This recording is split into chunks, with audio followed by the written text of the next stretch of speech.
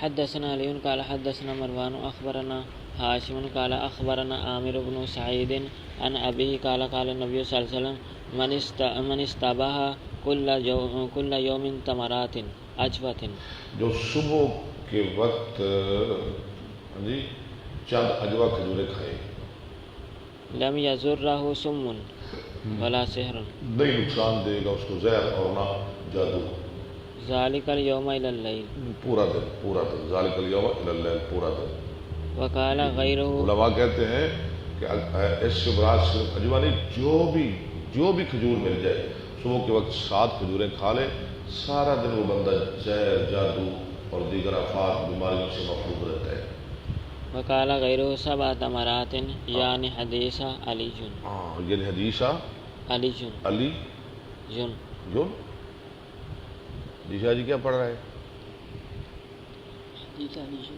علی جن. وہ علی یون پڑھ رہا ہے نا، میں اس لیے کہہ رہا ہوں علی ین. غیر بعض نے کہا 7 کھجور ہے. چلے. حدثنا اسحاق بن منصور قال اخبرنا ابو سامة قال حدثنا هاشم بن حاشم قال سمعت عامر بن سعد قال سمعت سعدا يقول سمعت رسول الله صلى الله عليه وسلم يقول میں نے صلی اللہ علیہ وسلم کو فرماتے ہوئے من تسبح 7 تمرات عجوة. من تصبح 7 تمرات. عجوت. ہاں جی تانیہ سبا. جی بولے.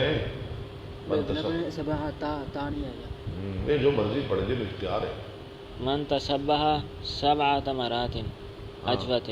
7 آگے تمرات عجوت، جو صبح کے وقت 7 عجوہ کھجوریں کھا لے. لم يضره ذلك اليوم. لم يضره ذلك اليوم سم ولا سحر.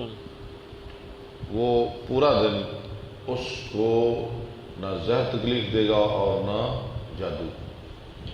باب لا حامة.